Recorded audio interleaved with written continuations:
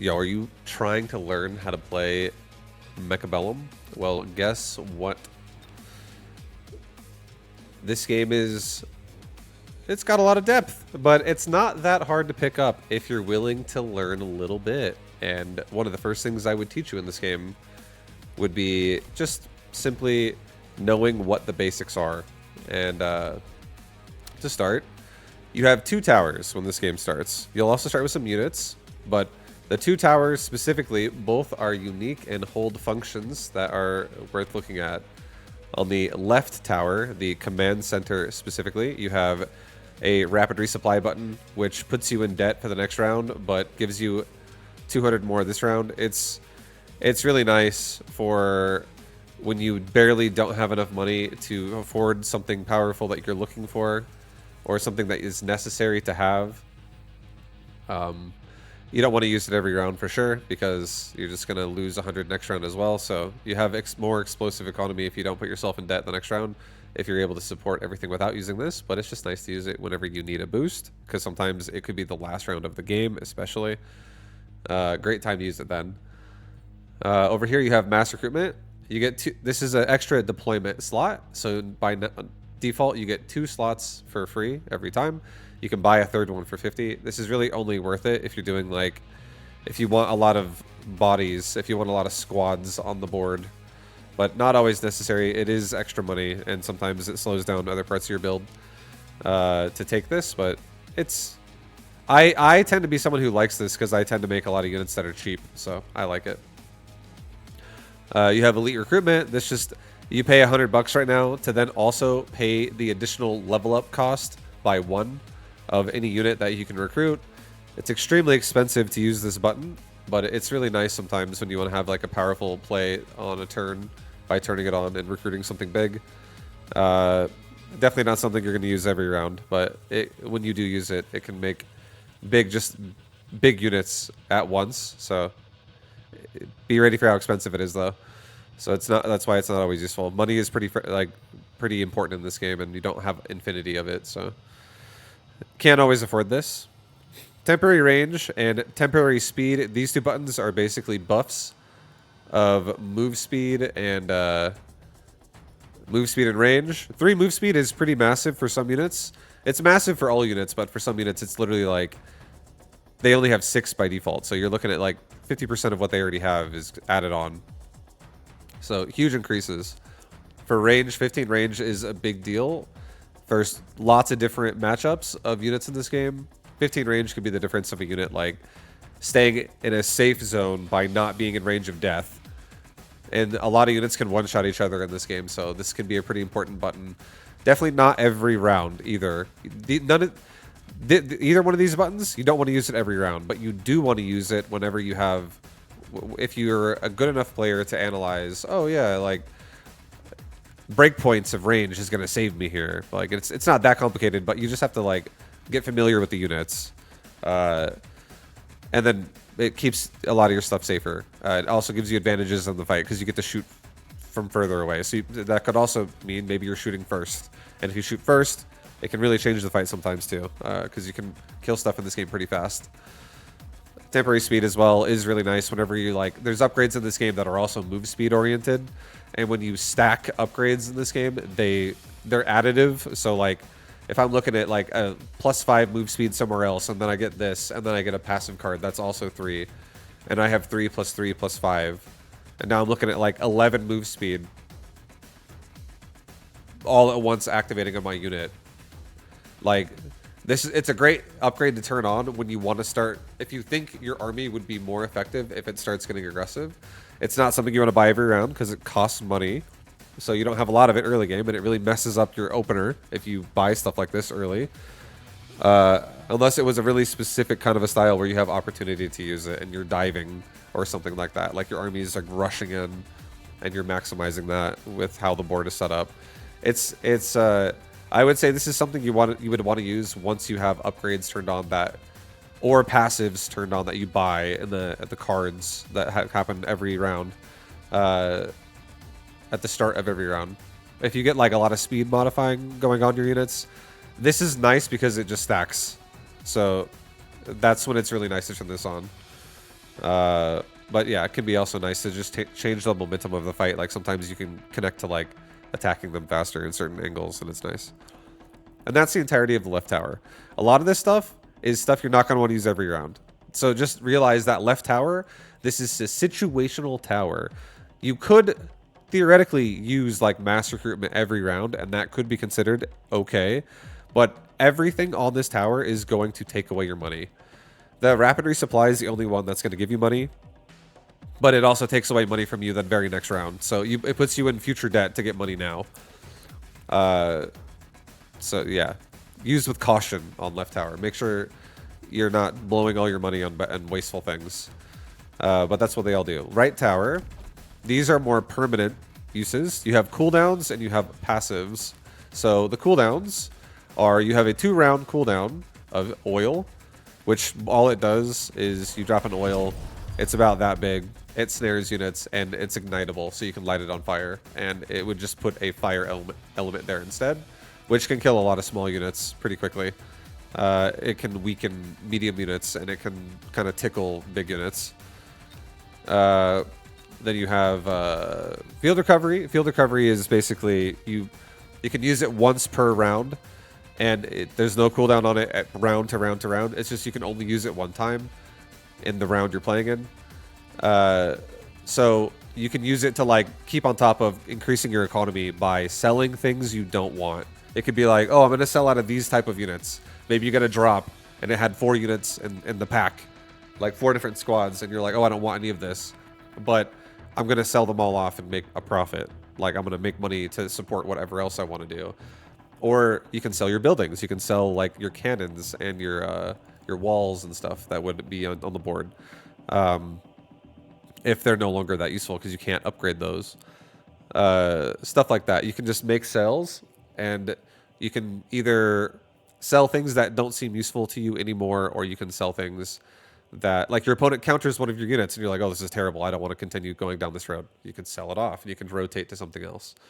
This gives you a lot of flexibility. The field recovery device gives you a lot of flexibility with your play because you can change your build easier because you can generate money and rotate around. So it's a really powerful tool. Mobile Beacon is another powerful tool that you can also use it once per turn. And what it does is you grab a circle and you make it move a direction. This turns the unit into no longer walking directly at whatever's closest to it to go attack it. It forcibly moves on the path it's being told to move on, and it stays where it starts in the circle. So as you saw, the circle is this right here. So if this bush or tree, whatever, it's actually a tree. If that tree was considered a unit, okay, all right, that would mean that that tree would walk in the path of where the circle first started, which is like that, and it would end on the circle where it would end, which means if this is where the circle would end, the tree would be like right there because it's on the right side of the beginning, which means it would end on the right side of the end. So you can, and same thing, if it's the bottom, it's the bottom. If it's the top, it's the top. If it's the left of the circle that starts, it's the left of the finish circle. And it goes along the path as it should the entire way. So sometimes you can really squeeze units into little hallways if you want to mobile beacon aggressively, especially if it's like a melee unit and maybe there's like a critical unit you can hit. You can fit through the pocket sometimes. Or you can just make sure whatever you're trying to control in a mobile beacon, you can just make sure that it doesn't get stuck on something bad because you didn't account for like the right side of the circle is where it should be, but you're letting the left side of the circle be what is there. So your unit's way out and somewhere else, like further out on the other side of the circle, and he's like getting stuck in a different problem. And one cool thing about a mobile beacon too is if no units from your opponent are within the line of what's happening here, of the path, if no enemy units have infiltrated into the line, your unit can forcibly run the entire time. It gets to move while shooting. There's only a couple units in this game that can't shoot 180 degrees behind them, but most units can. They can literally run and shoot at the same time and walk. And you can essentially kite in this game. So a beacon could actually be like this, and you could run away from things chasing you into your side of the board while you kill it. You could also make units, like if I have a unit that's here and my opponent has units that are all over here, I can make this unit run down and have all of these units chase this unit down. Even if I don't even think it's going to win the fight, I can take things out of the fight for a period of time because I can forcibly make something run away. Like, you can really manipulate the board with this item a lot in this game. It's a very advanced tool, but you can do it. If you think about it in a basic way, there's a lot of simple things you can do to make boards just better. Like, if I can make half of his concave not fight for 15 seconds while the other half of his army fights and dies to the majority of my army, and then the other side fights after the fact, you could be making yourself a pretty good fight overall. Just take advantages that way. That's one way you can use it. So if you ever see opportunities, that's how you can do that. And then simply, you have attack and defense enhancement. All it does is it increases the damage and the HP, the health of your unit. It increases its damage value, not its attack speed or anything like that, just simply its number of damage. So if it says it does 10 damage, you hit this button, it could be doing 11 damage. It just gives you a little bit % increase of damage overall. Same thing with health on the health side. And these are permanent. You have 2 levels of this. The first one only costs 100. The second one costs 300.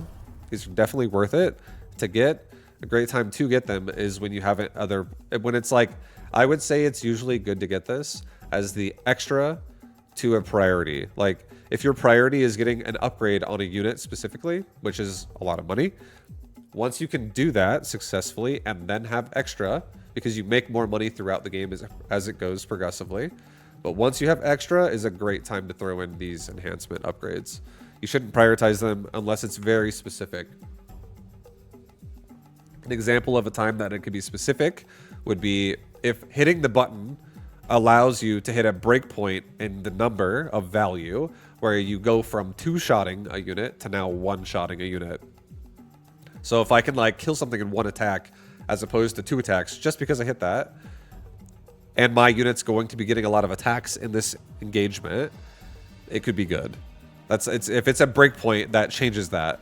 And this game is wonderful for testing. So if you don't know, and you're like, oh, well, how am I supposed to know? You have plenty of time in a round in this game. You have 90 seconds. So you can fiddle with it, and you can experiment. You could just simply go, oh, I have 100 extra supply. I'm going to hit the button. And if you're like clicking on your unit, looking at the number, and going, oh, it's actually more than what he has. Like, my damage surpassed his health there. And a value I understand that makes me have a good breakpoint now where it's like, oh, I only have to shoot him like X amount of less times. Like, oh, 1 less time, 3 less times. However technical you want to get. But if you want to keep it simple, it's like, oh, I 1-shot him now instead of 2-shotting him. Then you can hit it and you can keep it. If you hit the button, though, and you don't have that, and you're like, oh, it's still too low, you can simply hit this button right here, or you can hit Control-Z. If any paint users out there, Control-Z, the famous undo button, and you get your money back, and you didn't do anything. Undo undoes every last action you did. So you can experiment, and you can fiddle with things, and you can go, never mind, and you can do something else, and you take 0 repercussion for it. The only thing that would punish you is if you hit a button, and then you hit end deployment or start or whatever, if you make the round start, or if you ran out of time and then you had not undone your thing yet, the last action, then it would be permanent. Because as soon as the round starts, you can't undo the previous round. Whatever the round starts with, it saves from that point, and now the only things you can undo are the next round actions once that round starts. So undo is a great tool to like experiment and mess with the game, to like not feel scared to hit buttons. You can be like, oh, I'm gonna hit all the buttons. Oh, do everything and make that.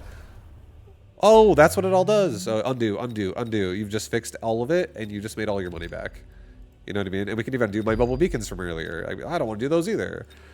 I don't even want to buy that item. I'm back up to my normal money. So undo is a great feature. You can undo everything.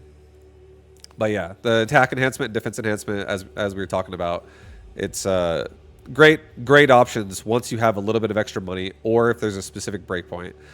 An example of a really good specific breakpoint in this game would be a unit that has just barely less than 3,000 hit points, and your opponent has a missile device that is going to be cast on something you have.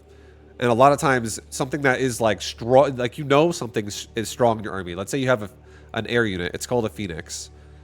And this Phoenix is going to die if it doesn't have enough HP. But it barely doesn't have enough HP. So if I hit this button, it now goes above 3,000 hit points. And my opponent now drops a missile that does a flat value of 3,000. It could be the difference of the unit getting killed or surviving. And a unit doesn't have any type of downside if it has damage dealt to it. It still doesn't walk slower. It doesn't do less damage. It doesn't have less range. It's still normal. It just means it dies easier if it gets attacked because it has less health. That's the only thing that happens. So if I can make it not die anymore to a spell that it could exist in this game, that's a great example of a breakpoint that would be great to hit that button on. Another one would be like if my opponent uses a missile like this. There are missiles in this game that you can buy every round. They cost money, so they're not free. They can put it on the round, on the line. It has a circle radius. You can see it very clearly here with the big circle. You can see it kind of it's not super visible once it's down, but it's still there. Once you really notice it, you'll notice it. But you can see the edges of the circle going in around as to where if anything walks within range of this, the missile will now instantly target that direction and go there and attack that unit. And again, that is the actual radius if you're confused. If you're like, I can't see it, that's how big it is. So it's relatively large in this game. The whole board is that, so this missile can reach a pretty decent radius of it. If you put 3 missiles on the line, you could cover the entire board with missiles. These things have a splash radius when they explode that is probably about like that big, which is medium sized. It's not the biggest in the world, but it can absolutely kill the majority of one squad, or if not, kill a squad. If multiple squads overlap each other and get all grouped up, it could kill multiple squads. So these things are to be respected. Overall, they can absolutely wreck you if you don't know how to build. These are basically tools that get used against you if you don't guard yourself properly with simply how you just build your units. So you'll learn how to play against them even if you don't know how to play against them right away if people start punishing you, because you'll realize, oh, I need to like protect myself. And it's not hard to protect yourself. We'll get into it as we talk about this more. But just showing you what it is, it's a 50 resources cost device, and it's a missile that you can just set up. Once it gets used, it's gone. It doesn't respawn. It's a one-time use. So these things are expensive, but they're a great opportunity to do a lot of damage if someone doesn't respect them. And speaking of devices, the other 2 devices, you have a shield generator. This one drops down a big shield. You cannot put it aggressively. You cannot put it in enemy territory. You can only put it within the dotted line here, which represents your territory. And it can never go anywhere else. The only exception to this is there is a drop that happens once per round. And in these drops, every once in a while, you'll see a barrier drop that you can now use aggressively and in the outer sections of their board. So you can actually protect your flanks once flanks become active on round 2 and above. And then again, you can also put them anywhere on your side of the board. What they do is they create a big bubble, and it's very large, and you can now, anything inside of this is now protected by a 40,000 hit point barrier, and it also deflects spells. If you're a ground unit underneath a barrier, a spell simply can't hit you until the barrier is dead or until you walk out of the barrier. So you're immune to spells with a barrier on top of you while it's still active. And a really interesting fact you should really understand in this game is a barrier will block. It'll block 40,000 damage as a whole. But if it's the killing blow, if it is a fatal hit that hits the barrier, it'll block any amount of damage that it would be worth. Because the shield itself represents like a life or like an entity that needs to be destroyed. And once it is destroyed, it doesn't matter how much overkill damage destroys it. It'll absorb 1 instance of damage for its fatal hit. And it could be like a huge hit. Like, for instance, there's a spell in this game called a nuke. And a nuke does 70,000 damage in 1 instance of damage. It doesn't have a DOT, a damage over time. It doesn't have any of that. It's just 1 hit does 70,000. If a unit is underneath a barrier, and a barrier only absorbs 40k, It'll still absorb the entire 70k because that 70k happened in one instance of damage. So because it was one instance of damage, all of it got absorbed either way. It could be 7 million and it would still get absorbed. If it's one instance of damage, one hit, 7 million, if that were to happen, it would still block it because it needs to be destroyed to then be able to penetrate through it. That's just how it works in this game for a lot of the damage. So it's a great tool to deflect things, essentially, when like you're getting a spell cast on you, or if you just want, if there's nothing that's actually going to break it in one hit, but still there's a lot of stuff out there, it's a great tool to block damage of units, just to protect whatever's underneath it. And again, you can't go beyond the line unless it's a device, like the one you can buy off of like the mid-round stuff. Last thing is missile interceptor for devices that are like in every round that you can buy. So the shield costs 100, the missile device costs 50, and now this last one, missile interceptor, costs 100 as well, just like the big barrier. What this does is it acts as an anti-missile device that just simply, it does what it's missile interceptor. It kills anything in the radius of this circle. If it's considered a missile projectile that is going through this field here, this device will start shooting at it and it will destroy the missiles as they approach. There are a lot of sources of missiles in Mechabellum. There's like, if I had to guess, I think there's like probably 10 units in this game that can throw missiles. And then you also have devices. So there's a lot of ways this could be used to turn something off. There are also ways to counter it. It's not like an end-all be-all answer to missiles, but it absolutely helps. It's very powerful. And if you're having a missile problem, this thing could be very useful. The only thing is, the catch is, it's static. You can't move it. Once you place it, it can never move again. And you also have to sacrifice a 3x3 grid slot to be able to slot it in your army, which is the same size as like a medium unit, essentially. So it's like something that you can't always also have the freedom to put it wherever you want. You have to sometimes be thoughtful about not making your board so ugly that like nothing can fit anywhere, because it's like sloppy everywhere. So this thing can, like, you can usually have a chance to fit it in, especially in early rounds. You're not going to take over the board that fast, but sometimes you have like specific areas where you would like things to be. And if this thing's too far forward, is what I'm trying to say, it can be compromised and killed really easily. So generally what you want this unit to be is a little bit protected, so that even if you were to lose the round, your opponent wouldn't kill this, because it is killable every round. It doesn't move. So if your opponent beats you in a fight and walks forward and then kills it, you basically lose 100 resources, which is painful. So you got to be careful where you put this. A great place to put this would probably be like either near the tower or at least behind your army. So it could be like as far as like up here or something like that. As long as your army is aggressive, that would be okay. Because by the time your army dies, even if you lose the round, it's probably still round over. Now to talk about that further, a round in this game is only over when every unit on the board has died from one side. So these towers don't count as units. Units count as units. So anything like this would be considered a unit. Anything on this list here is considered a unit. And if all units on the board are dead, then the other side wins the round and does damage to the health bar at the top here, which I'll talk about in a second.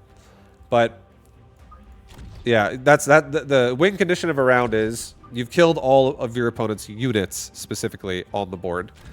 And a device is not a unit. Devices are devices. They are not supply units.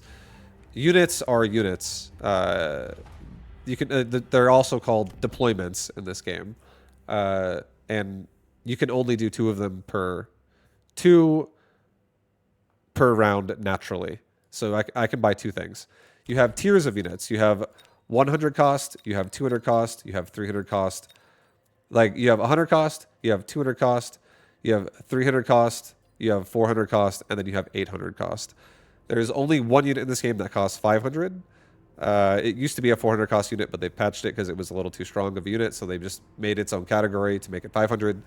But yeah, 100, 200, 300, 400, 800 with one 500.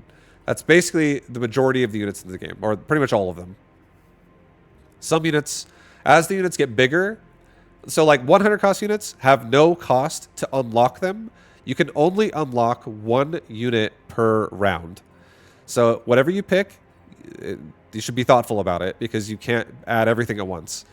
This is where you have to theorize like what you want your strategy to look like because you have to make choices. So 100 cost units are all free to unlock. 200 cost units are mostly free. There are some exceptions where some of them are just inherently stronger and more game defining. So they have unlock research costs, which later on in the game, once you're deep in the rounds, these unlock costs, like 50 to make an unlock is not a big deal, but it is a massive deal in like the first 3 rounds of the game when you're really, really poor and you have to really like, you're spending all your money by doing something small. So a 50 cost unlock, the fact that that takes out $50 or 50 resources, and now you don't have the threshold of like hitting that next 100 cap right there because you had to buy this, could be the difference of only recruiting 1 or 2 units potentially. So, and you want to recruit 2 units per round. You really want to make sure that's not being missed. If you don't recruit your natural organic 2 units every round, you're going to have some problems. Your board is going to just not be enough as you go. So you can easily, that's why 100 cost units are more easy to afford. They only cost 100, easy to get 2 of them. 200 cost units, a little more expensive, so on and so on. 3, 4. Then the unlocks do go up further and further and further as you get to the bigger tiers of units. Like a 400 cost unit can be a 200 cost to unlock. A 800 cost unit can be 350 cost to unlock. So you're only paying for the unlock once. It's basically accessing you the tech to be able to make that unit. You always have it for the rest of the game. But then the unit also has a cost, which you then have to buy every time you want to buy the unit. So that's, you're always going to be spending like 800 for a mountain every time you want to buy it. And as you can see, it says cost right there in orange, right under the name Mountain Titan category, and then cost 800. So it's not too complicated. You will have a limited amount of money. You won't be able to afford anything you want. You can also try things. Don't be afraid to try things. Like I just said earlier, there is an undo button. You can buy things and you can undo it. The only thing you cannot undo, this is the one thing you should understand about that though. The only thing you cannot undo is when a round starts, you get an option of 4 choices. These 4 choices, it's very similar to like when the game starts and you pick a specialist. It's like, oh, do I want to be Fire Badger Specialist? Do I want to be Training Specialist? You cannot undo those choices. Those are the only things in the game you cannot undo. That's like the shop window where it's like, it's forced upon you that it creates different elements into the game. But you can't undo your choice. Everything else though, once you're back to this board and you're doing choices off this bottom right menu or off the towers themselves, you can undo all of those at all the time up until the round starts, and then it locks in that round forever. And then the next round starts and so on and so on. So again, don't be afraid to try. You don't even have to necessarily math it out. You can just buy stuff and be like, oh, I have enough money, I'm gonna stick to it. Or, oh, whoops, I didn't have enough money, I'm gonna do something else. I'm gonna buy the tech for a Titan right now. Oh, whoops, I can't make it. I don't have enough money. Undo it. Blah blah blah blah blah blah blah. So that's kind of like the way units work. Another thing to describe, which I touched on a second ago, but now I'll come back to it. The cost of a unit is essentially how much damage it's going to roughly do to your opponent's health bar for the 100 cost category and the 200 cost category. They nerfed the damage this way that the 300 and above categories do because they were doing too much damage. So a 300 cost unit is going to do 250. A 400 unit cost is going to do about 350. And an 800 cost unit is going to only do 500. Those are toned down because it was killing people too fast. But 100 and 200 cost units, the entirety of the squad, so a crawler, you have 24 crawlers in a pack, and you basically do 100 divided by 24. That's how much each crawler represents in damage, roughly. So Yeah, that's the way the game ends is whatever health you have. Let's say the game starts and you have 4,000 health. That means that when that 4,000 reaches 0, because that's how much damage you have received, the game is over. The first person to go below 0 loses, and if both people go below 0, then it would be like a draw. But yeah, normally it's one person dying. So once you have successfully done the total amount of damage to their health bar, they die. And the way, again, damage is calculated is, like I just said with the numbers, the 100 cost is about 100 damage, blah, blah, blah. But when the round is over, if you win the round, every unit that's left over is going to total up a number that's going to hit the health bar. Every unit is going to like hit their health bar in a bunch of little, like it's like an orb spawns out of every unit that's still alive. And you have small orbs and bigger orbs, and they shoot up as a graphic at the enemy health bar, and that's how the numbers are calculated. And then once they reach 0, it's over. Most games usually end around, I want to say, like round 7 to round 10, around in that range. That's like the average game that you'll see, like for the highest percentage. And then after that, the last things that I would say are important to understand is strategy of where you place units. There's 2 things. You have playstyle and you have tower, like an important aspect of this game, which is paralyze, which we'll talk about in a second. But for strategy, the where you would put things is understanding important stats, like, for instance, a unit's move speed or a unit's range. Those are very important stats to understand.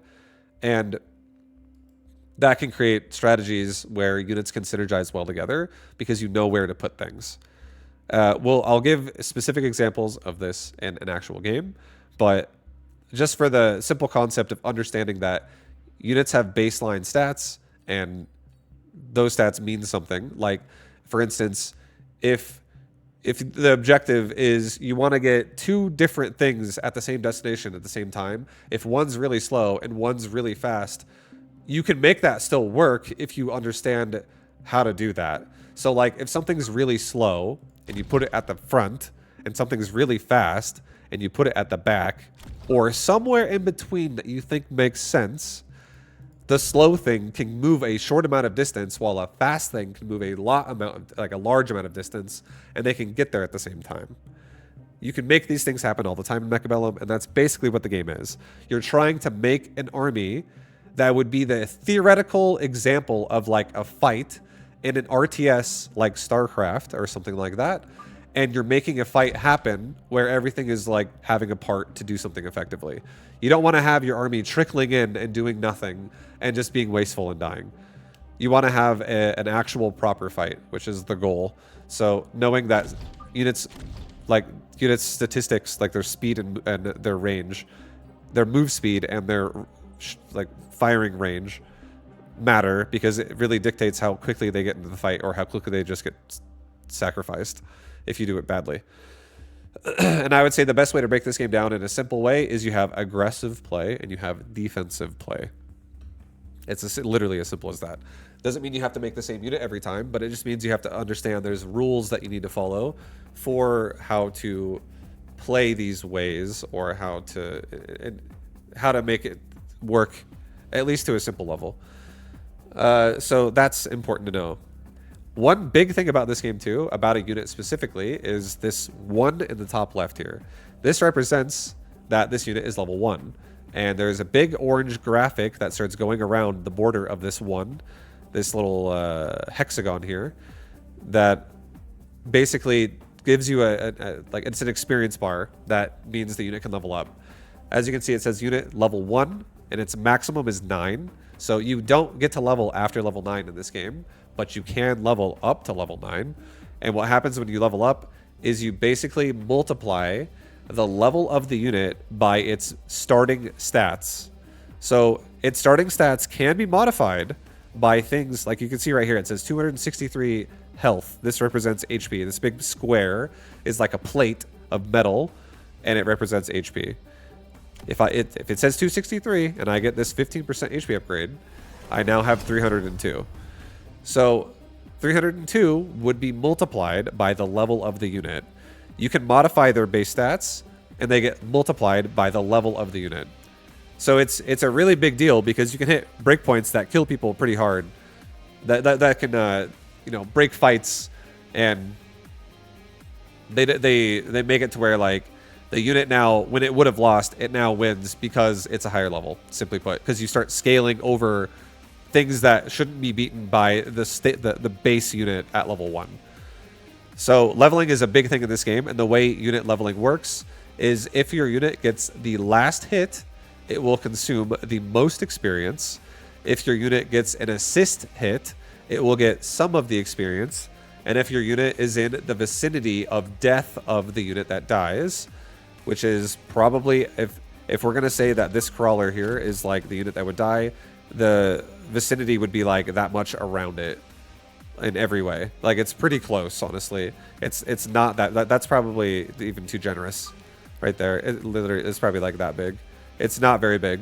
So if you're in the vicinity of the unit dying, you also can get XP that way too.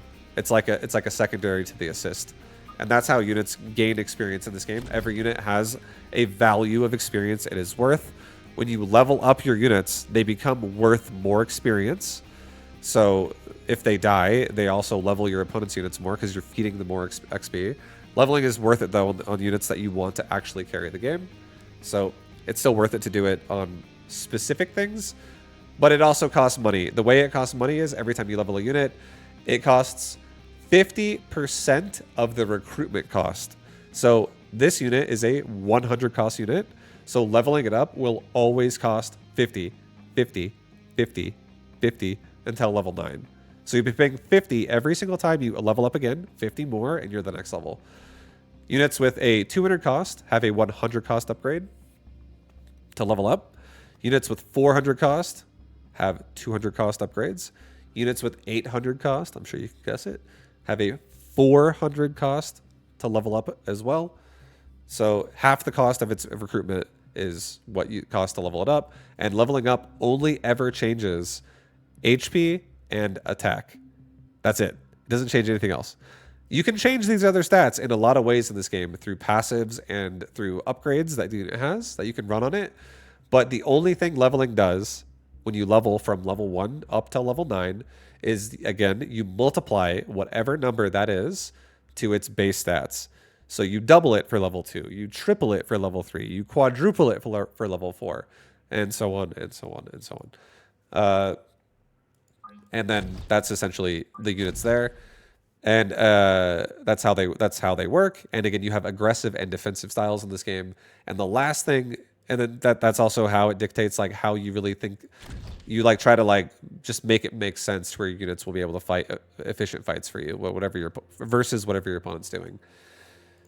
Then the other thing I wanted to talk about that dictates strategy of placement is paralyze. This happens when either tower dies. So you have the command center tower and you have the research center tower. If either tower gets killed by your opponent, and these towers are relatively squishy, they have 3,400 health, and 3,400 health in this game is one-shottable by like half of the roster, just so you guys know. It is very killable. It's not the biggest. It's not the weakest thing in the game, but it's pretty low. But the beautiful thing about this tower is you can upgrade it, which increases the HP every time. Essentially, the best way to think about it is like this. Upgrading it once would make it like a tier 1 tank. Upgrading it again would make it like a tier 1 giant. Upgrading it, so it would be like baseline is like a tier 1 like lower end, but not like a tier 1 lower end tank. And then one upgrade would make it just a straight up tier 1, like a 200 cost. Let me say it like this. This is the best way to say it, actually, because it's going to sound confusing if I keep going to what I was just saying. Baseline, it's like a 100 cost unit. You upgrade it one time, it's like a 200 cost unit. You upgrade it again, it's probably more like a 300 cost unit to maybe a 400 cost unit. Upgrade it again, now it's more like an 800 cost unit. Upgrade it again, now it's like a level 2 800 cost unit. Like, it gets really big. It max levels out at level 5. So you just make it go to these like bigger thresholds of like tank ability when you level it up, or when you level the tower. And you can level the tower forcibly. You have no limit on it. It just costs money. So you can only do this 5 times total, but the costs go 100 to start, up to 100, then 150, 200, 250, 300, and you're done. Now, Paralyze specifically, the debuff that happens when the tower dies is for 9 seconds, your entire army, no matter where it is located on the board, your entire army is now paralyzed. 9 seconds of all of your units move 80% slower, they attack 90% weaker, and they receive 50% more damage. So they don't move, they don't deal damage really, and they barely move, they almost do no damage, and they receive a debuff that makes them take 50% extra from what they receive. So they die really fast. So this debuff is awful, and it can happen both ways. It can also happen twice. So you can kill theirs, they can kill yours. This also is why flanking is a scary thing in this game, because you have direct access to one of the towers in a flank. So you have to really respect that and protect that, which is why this does strategy on where you place your units, because units in this game tend to do things where if you're in the front of the board like this, you will ignore the back of the flank. If you're in the back of the board like this, you will react to the flank. Like if you're in the side of the back, you'll react to a flank. If you're in the middle, you still kind of tend to go up. If you're in the other side, like beyond the tower, like the tower limit here represents kind of like a quadrant. The tower limit here represents like a quadrant. Like if you were to draw like a straight line and a straight line like up and down against this tower and up and down against this tower, you can picture this as like quadrant 1, quadrant 2, and like quadrant 3. And if you're in the middle to the back of the first quadrant, you will react to the entire flank. But if you're in the middle of the second quadrant, you'll probably just run up and north and just go across the board and ignore the side. Unless there's nothing close at all. And then because units, what they tend to do in this game is wherever you put them, they aggro whatever's closest. So if he has units here, that means it's closer to go like that than it is to go all the way over here. Like way down this way. So it'll ignore it. So you got to think about that. And that's why spreading your board out makes sense. Because not only do you want to protect your towers so that you don't get paralyzed during a fight, but you can also assault theirs if they're not doing it properly either. If you're finding openings to like find ways to try to hit their tower, and you're also trying to keep the tempo of the game in your side, so you're winning rounds to not only kill their health bar to win the game, but also gain XP and also theoretically deny XP on their units so you can level up and they can't, and you can outscale them and kill them that way too. So that's why positioning matters a lot, and Paralyze is awful, as we just described. We talked about those stats. But one nice thing about leveling your towers as well is not only does it make the towers more tanky, but each time you level a tower, it also reduces the Paralyze by 2 seconds off of that 9 seconds each time. So if this tower were to be level 2, it's now only a 7-second Paralyze instead of a 9-second Paralyze when it dies. If you were to upgrade this tower all the way to level 5, it would be a 1-second Paralyze. So you basically remove the debuff. It's up for 1 second, it's gone, and 1 second is not that long. You'll, a lot of times too, if your army is like in transit during that, you won't even, it'll be over nothing. There's like almost no negative there. It's just, it's a lot of money to do that. You can't really afford that necessarily. You have to think about your choices with money in this game. You start round 1 with 200 and you get 200 more every round. So you get 400 round 2, 600 round 3, 800 round 4, 1,000 round 5. You can make extra money by using your field recovery device, as we talked about, and selling. So you can make even more money than that. There's also sometimes mods in this game that can also be economically focused. Like you can spend 100 right now to buy a mod that gives you 50 more every round going forward, but not this round. So it's like if you buy it on round 3, from round 4 it starts, and then round 4, 5, 6, 7, 8, 9, 10. Each one of those was plus 50, plus 50, plus 50, plus 50, plus 50.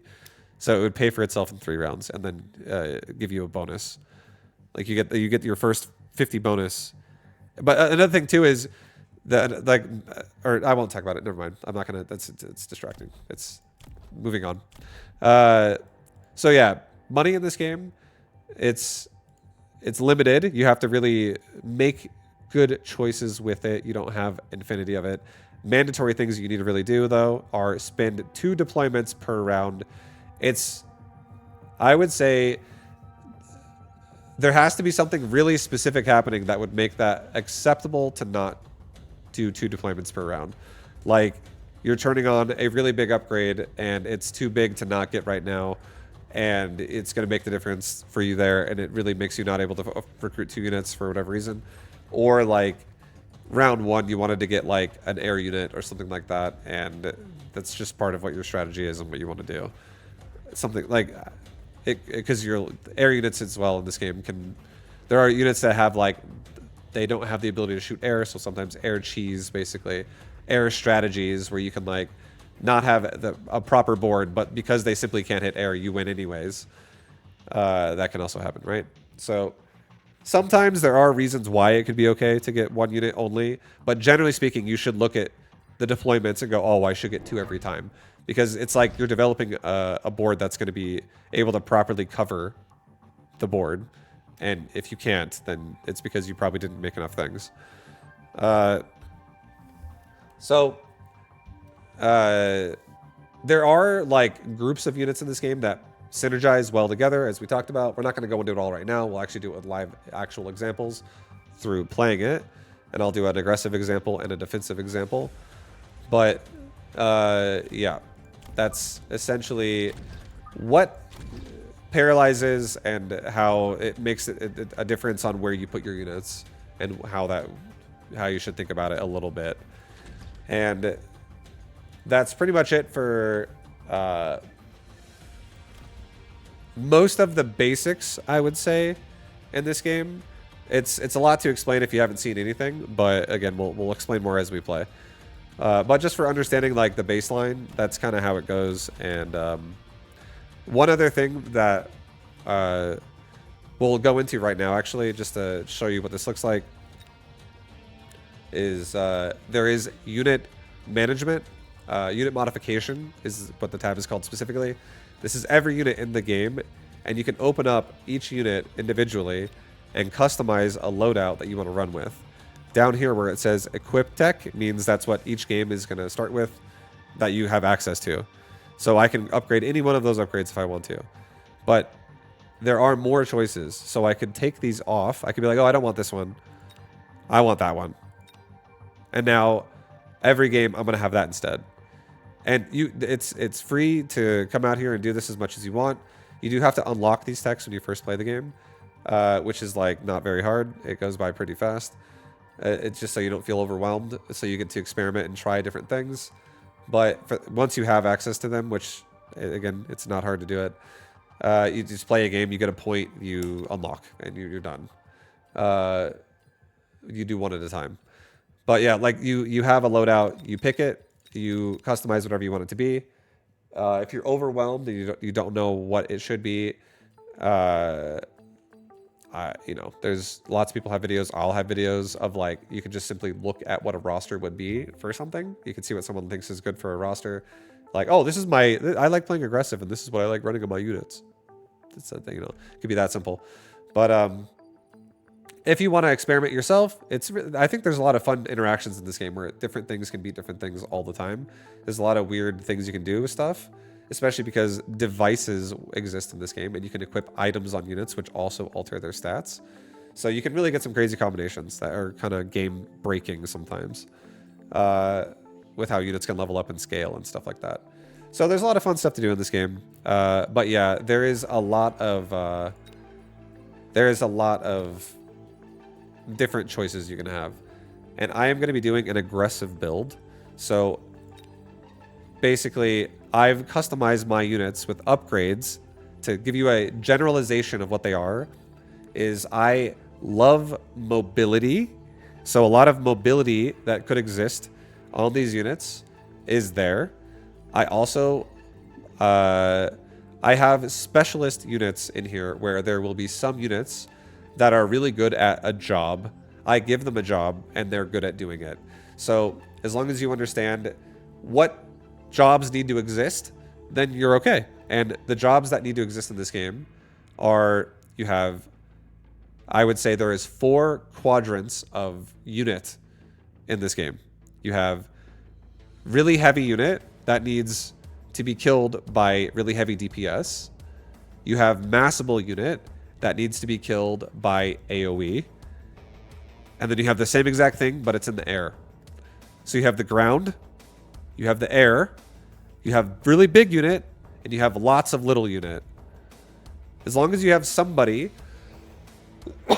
that is good at dealing with those things, the AoE, as long as you have somebody that's good at ground AoE, as long as you have somebody that's good at air AoE, as long as you have somebody that's good at ground single target, and as long as you have somebody that's good at killing air single target, you're great.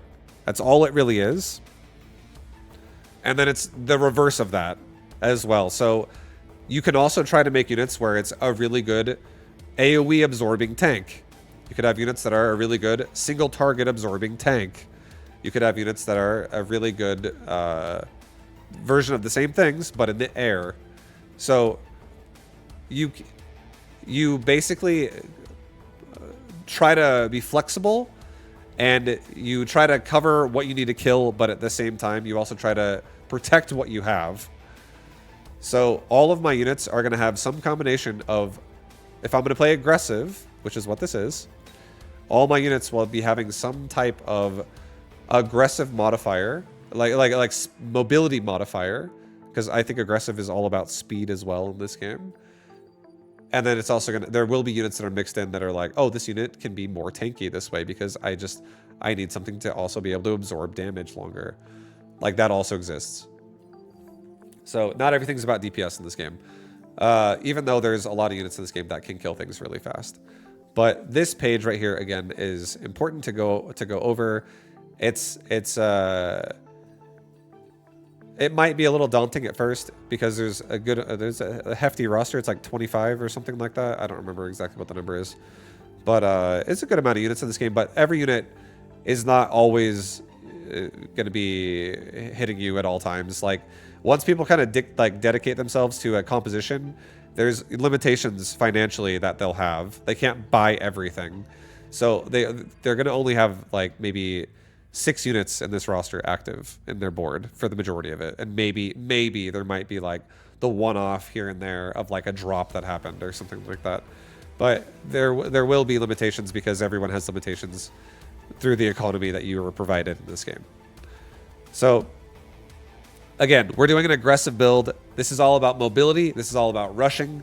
It's all about building forward on my board to try to be aggressive and to try to kill somebody's towers. And that's pretty much